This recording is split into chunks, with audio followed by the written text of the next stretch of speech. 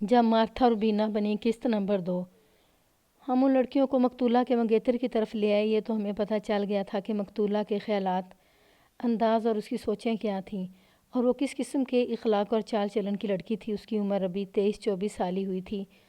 منگیتر کی بات آئی تو لڑکیوں نے بتایا کہ دلی محبت کرنے والی بات تھی۔ قتل سے 8-9 مہینے پہلے مقتولہ کی دوستی جوان سال آدمی کے ساتھ ہو گئی تھی۔ یہ بھی ایسائی تھا، میری ڈائری میں اس کا نام نہیں لکھا ہوا اور میں نام بھول چکا ہوں، اس لیے اس کا فرضی نام ولسن لکھ دیتا ہوں۔ ولسن کی مقتولہ کے ساتھ دوستی کے متعلق ان لڑکیوں نے بتایا کہ تیسرے چوتھے روز شام کے وقت ولسن یہاں آیا کرتا تھا۔ وہ کسی بڑی پرائیویٹ فرم میں سیلز مین یا کسی ایسے ہی رتبے کا آدمی تھا۔ اس نوکری میں اسے زیادہ تر گھومنا پھرنا پڑتا تھا اور اس کی سواری موٹر سائیکل تھا جو اسے غالباً کسی کمپنی نے دے رکھا تھا۔ لڑکیوں نے یہ بھی بتایا کہ بڑا اچھا موٹر سائیکل تھا اور یہ ٹرمپ تھا۔ میں یہ بتا دینا ضروری سمجھتا ہوں کہ اس دور کے موٹر سائیکل آج کل کے موٹر سائیکلوں سے بالکل ہی مختلف تھے۔ آج کل موٹر سائیکل کے انجن کی طاقت سی کے پیمانے سے سمجھی جاتی ہے۔ اس دور میں موٹر سائیکل کی طاقت ہارس پاور کے حساب سے ہوتی تھی۔ مثلا یہی موٹر سائیکل 3 ہارس پاور کا بھی ہوتا تھا، 4 کا اور 5 ہارس پاور کا بھی۔ ان کی آواز پھٹ پھٹی جیسی ہوتی تھی، اسی لیے لوگ موٹر سائیکل کم ہی کہتے تھے بلکہ اسے پھٹ پھٹا کہتے تھے۔ اس دور میں عام لوگوں کے پاس کاریں نہ ہونے کے برابر تھیں۔ موٹر سائیکل بھی کسی بڑے ہی امیر آدمی کے پاس ہوتا تھا۔ ولسن آتا اور مقتولہ کو موٹر سائیکل پر بٹھا کر ساتھ لے جاتا تھا۔ مقتولہ نے ان تینوں دوستوں کو بتایا تھا کہ سچی محبت ہے اور اسے وہ کورٹ شپ سمجھیں۔ مقتولہ بہت خوش تھی کہ اسے ایسا دوست مل گیا ہے جس کی دوستی کا تعلق جسم کے ساتھ نہیں بلکہ دل کے ساتھ ہے۔ تقریباً 3-4 مہینوں بعد مقتولہ نے بڑی خوشی سے اپنے ان دوستوں کو خوشخبری سنائی کہ ولسن کے ساتھ اس کی باقاعدہ منگنی ہو گئی ہے اور کچھ عرصے بعد شادی ہو جائے گی۔ 2-2.5 مہینے گزرے تو مقتولہ کچھ اداس سی نظر آنے لگی۔ ان دوستوں نے اس سے پوچھا تو وہ پہلے ٹالتی رہی۔ آخر ایک روز اس نے انہیں بتایا کہ اس منگیتر کو صرف اس لیے پسند کرتی تھی کہ اس کی نظر اس کے جسم پر نہیں تھی اور وہ پاک محبت کا قائل تھا، لیکن وہ محبت کو اسی مقام پر لے آیا ہے جس مقام پر عام لوگ ہمیں لانے کی کوشش کیا کرتے ہیں اور ہم پر روپیہ پیسہ بھی خرچ کرتے ہیں۔ مقتولہ نے منگیتر سے صاف کہہ دیا تھا کہ وہ ایسی دوستی نہیں چاہتی اور جسموں کا ملاپ شادی کے بعد ہی ہوگا، لیکن ولسن اس میں کوئی حرج نہیں سمجھتا تھا۔ وہ کہتا تھا کہ منگنی ہو جانے کا بھی مطلب یہ ہو سکتا ہے کہ وہ میاں بیوی بن گئے ہیں۔ میں مقتولہ کی یہ بات سن کر کچھ حیران ہوا کہ ایسے مادر پدر آزاد ماحول میں مقتولہ ایسے پاک کردار کا مظاہرہ کر رہی تھی۔ میں نے بے ساختہ مقتولہ کے اس کردار کی تعریف کر ڈالی، لیکن اس کی جو سہیلی عیسائی تھی اس نے کہا کہ وہ اتنے پاک کردار والی بھی نہیں تھی۔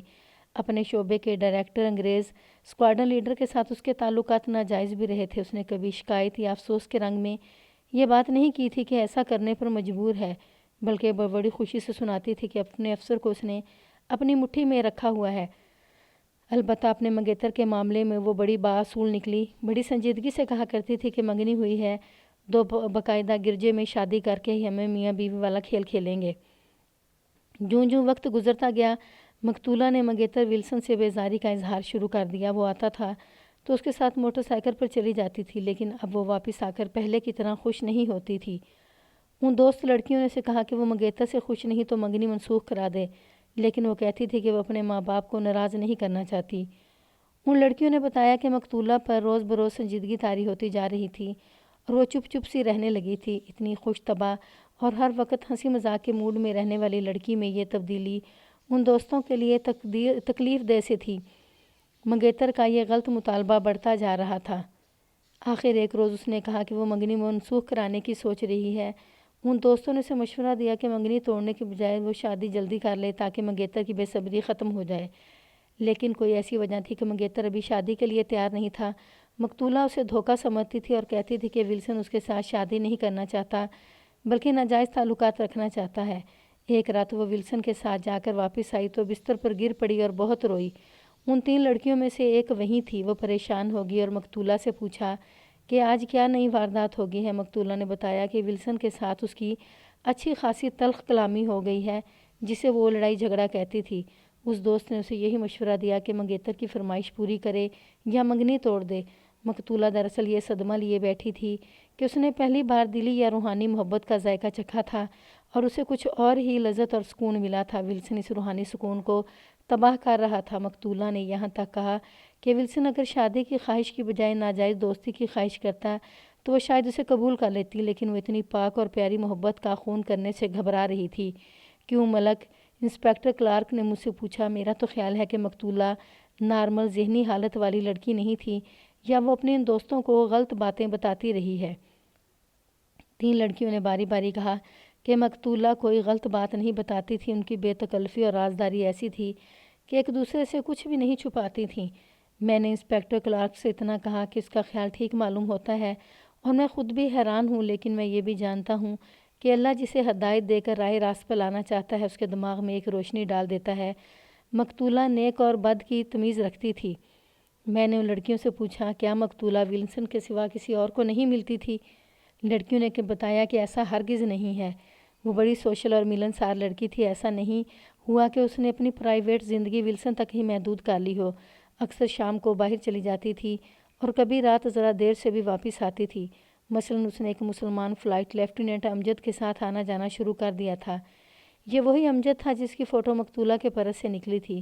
اس کے بعد مقتولہ کا یہ معمول بن گیا کہ کبھی شام امجد کے ساتھ گزارتی اور کبھی ولسن کے ساتھ، لیکن مزاج اور طبیعت کے لحاظ سے مقتولہ میں ایسی کوئی تبدیلی آ گئی تھی کہ وہ زیادہ تر سنجیدہ رہنے لگی تھی۔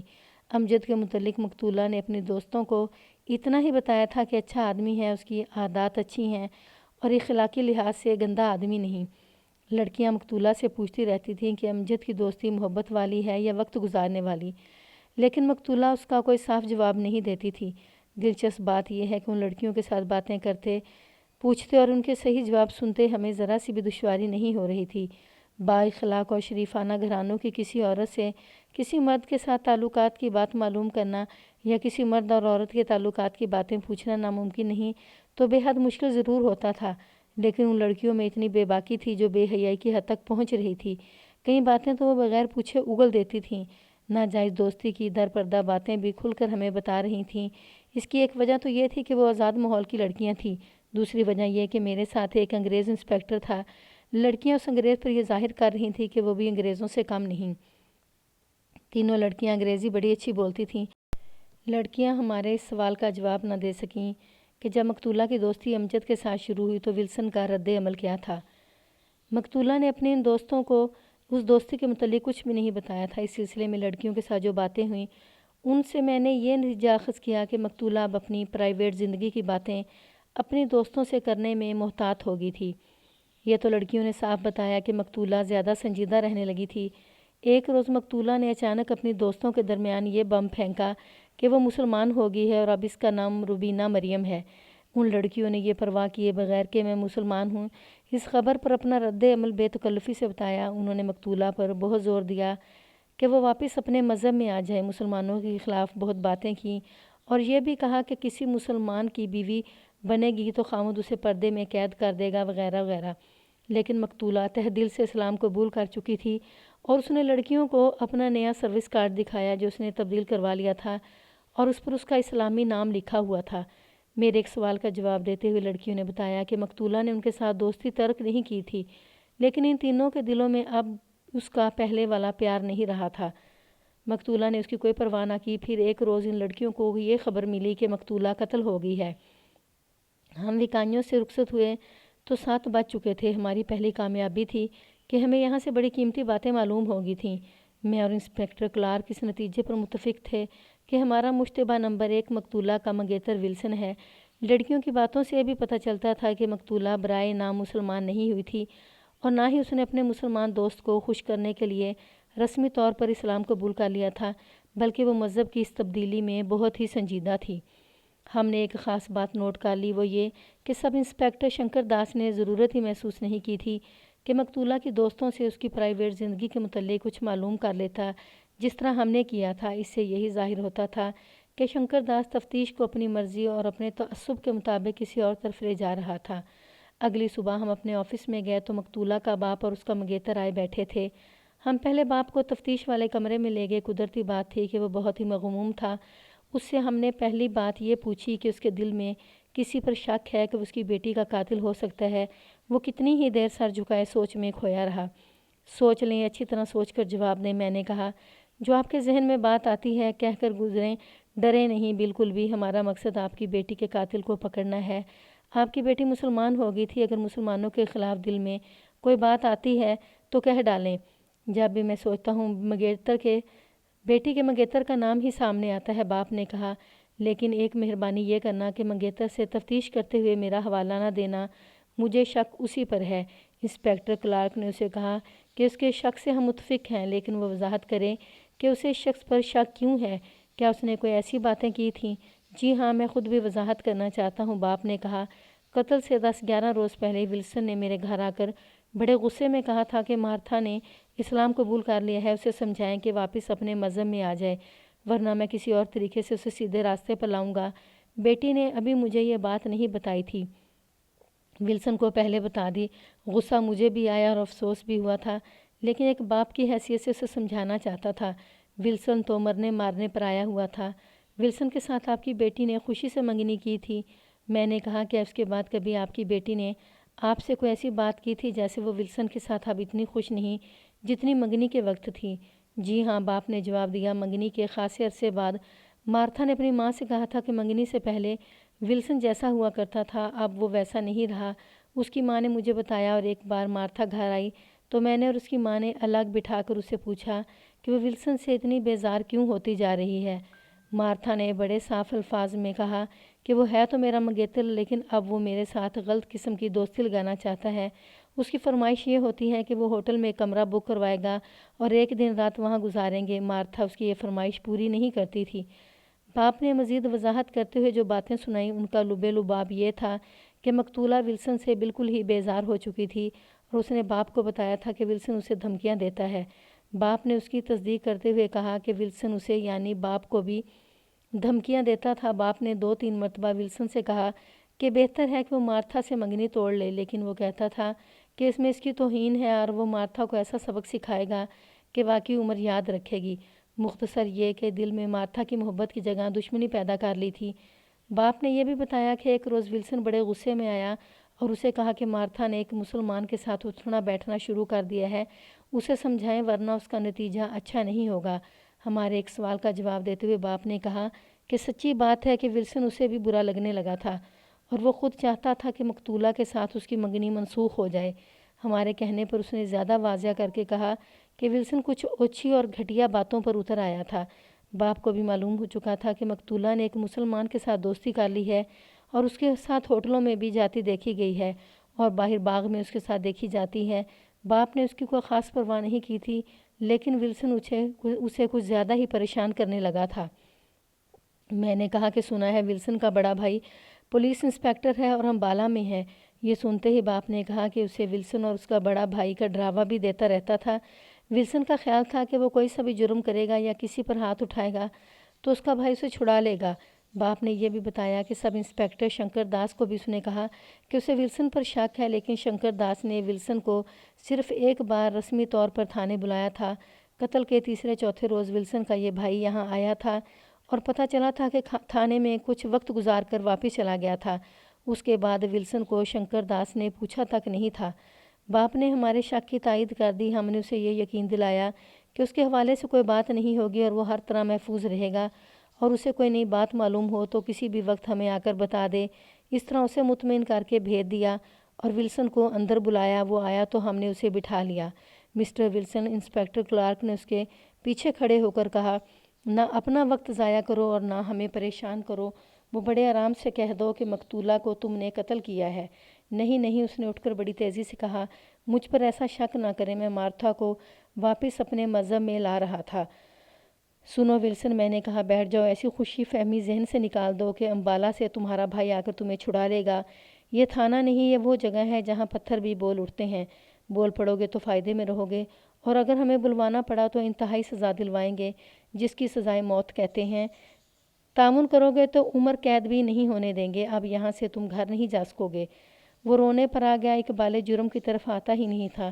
انسپکٹر کلارک نے اسے کہا کہ اس کے خلاف بڑی ٹھوس ثبوت شہادت ہمارے پاس موجود ہے۔ وہ یہ نہ سمجھے کہ مقتولہ اس دنیا میں نہیں تو اسے وہ جو دھمکیاں دیتا رہا ہے وہ اس کے ساتھ قبر میں چلی گئی ہیں۔ بہت سے گواہ اور ٹھوس شہادت ثابت کرنے والے زندہ ہیں۔ یہ ایک لمبا اور صبر آزما عمل ہوتا ہے جس سے مشتبہ کو گزارا جاتا ہے اور اقبال جرم تک پہنچایا جاتا ہے۔